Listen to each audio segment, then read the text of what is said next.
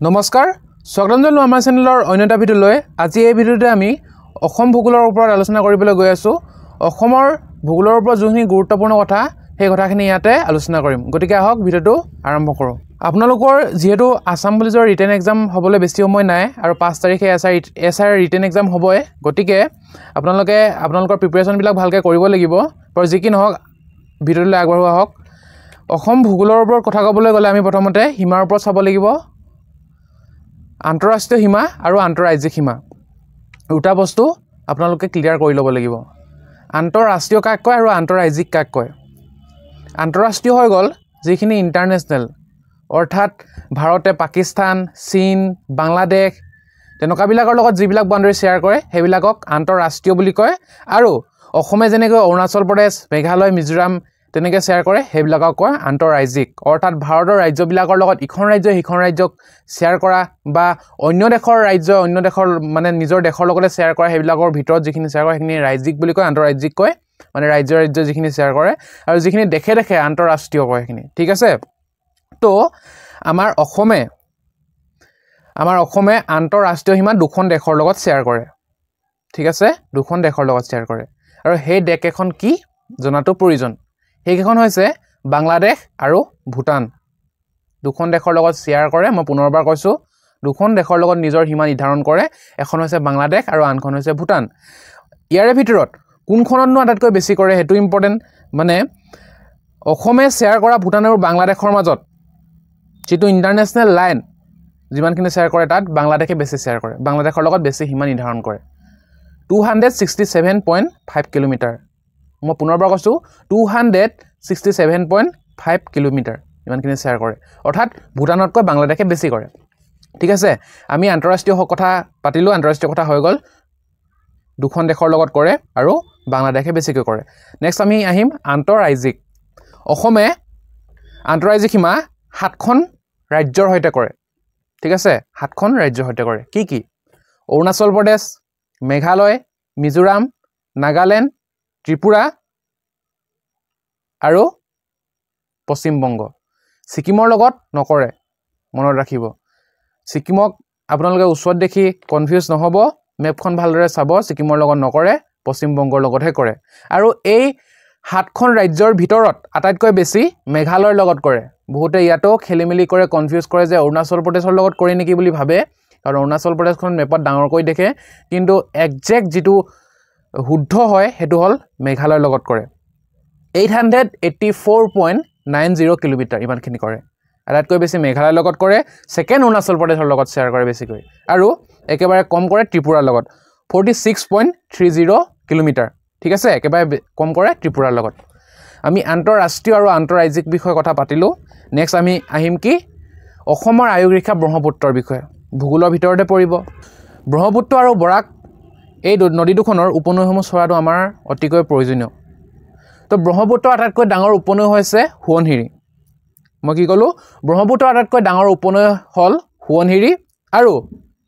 ব্ৰহ্মপুত্ৰৰ উত্তৰ পাৰে থকা আটাইতকৈ ডাঙৰ উপনৈখন হ'ল সোৱণশিৰি মানে কি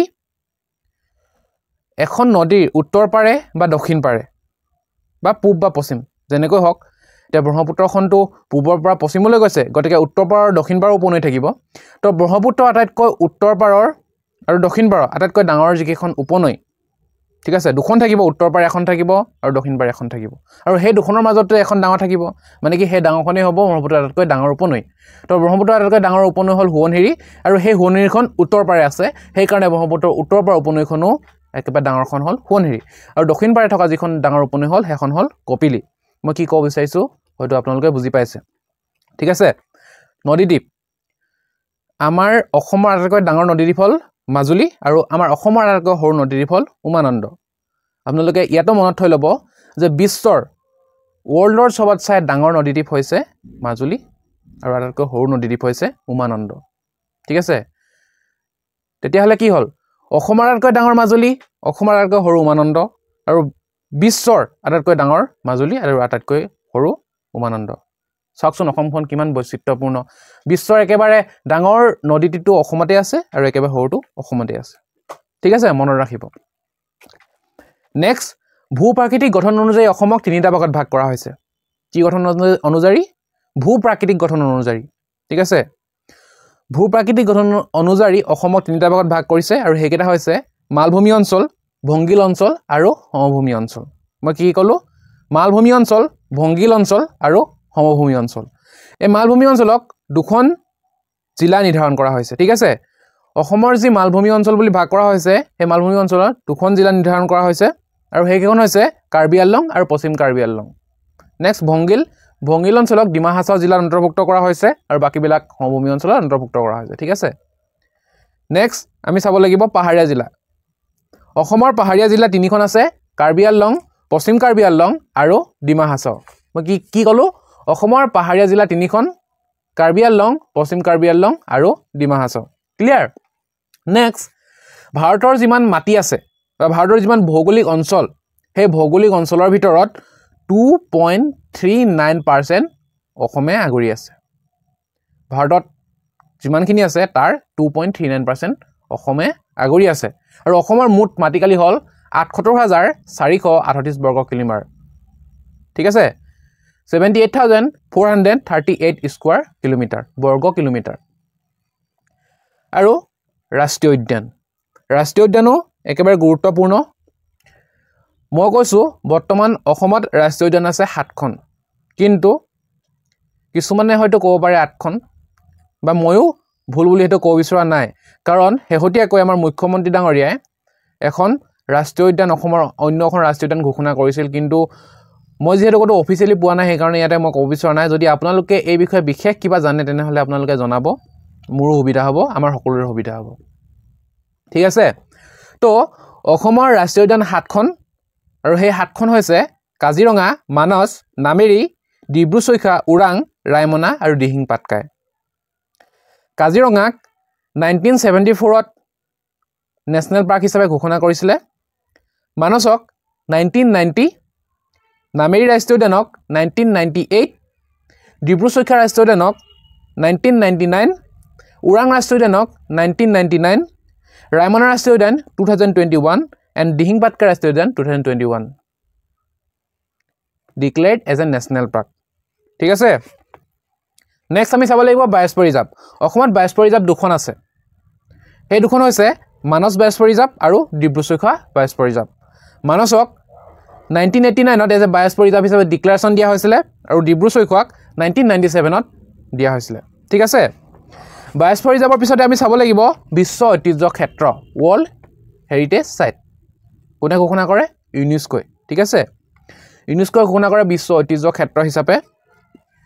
তো অসমত বিশ্ব ঐতিহ্য ক্ষেত্ৰ ৱৰ্ল্ড হেৰিটেজ সাইট তিনিটা আছে মানস কাজিৰঙা আৰু চৰাইদেউ ঠিক আছে মানস আৰু কাজিৰঙাক 1985 চনতে ডিক্লেৰেশ্যন দিয়া হৈছিল as a world heritage site হিচাপে ডিক্লেৰেশ্যন দিছিলে ইউনেস্কোই আৰু চৰাইদেউত শেহতীয়াভাৱে 2024 চনত কি কৰিলে বিশ্ব ঐতিহ্য ক্ষেত্ৰ হিচাপে চৰাইদেউ ঘোষণা কৰিলে হয়তো আপোনালোকে নিউজে কাকতে পত্ৰ দেখিছিলে বা শুনিবলৈ পাইছিলে নহয় জানো নেক্সট চাব লাগিব আমি টাইগাৰ ৰিজাৰ্ভ অসমত টাইগাৰ ৰিজাৰ্ভ আছে 4খন ঠিক আছে অসমত টাইগাৰ ৰিজাৰ্ভ আছে 4খন হেকেখন হৈছে Kaziranga tiger reserve Manas tiger reserve Nameri tiger reserve and Orang tiger reserve ঠিক আছে 4খন আছে নেক্সট এলিফেণ্ট ৰিজাৰ্ভ অসমত এলিফেণ্ট ৰিজাৰ্ভ আছে 5খন আৰু সেই 5খন হৈছে Sonitpur elephant reserve Dihing Patkai elephant reserve Kaziranga Karbi Anglong elephant reserve Dhansiri Lumding elephant reserve আৰু চিৰাং ৰিপু এলিফেণ্ট ৰিজাৰ্ভ ঠিক আছে এলিফেণ্ট ৰিজাৰ্ভৰ লগতে আমি চাব লাগিব ৰামচাৰ সাইট অসমৰ ৰামচাৰ সাইট আছে এখনেই আছে আৰু সেইখন হৈছে দীপৰ বিল ঠিক আছে দীপৰ বিলক 2002 চনত কি কৰিছিলে ৰামচাৰ সাইট হিচাপে ঘোষণা কৰা হৈছিল নেক্সট অসমৰ জনসংখ্যাৰ ঘনত্ব কিমান 397 স্কয়াৰ কিলোমিটাৰ ঠিক আছে 397 বৰ্গ কিলোমিটাৰ আৰু পুৰুষ মহিলাৰ অনুপাত 954 গৰাকী মানে পুৰুষ মহিলাৰ অনুপাত মানে কি আপোনালোকে গম পাইছেনে প্ৰতিজন পুৰুষৰ বিপৰীতে 954 গৰাকী মহিলা আছে তাকে বুজাব বিচাৰিছে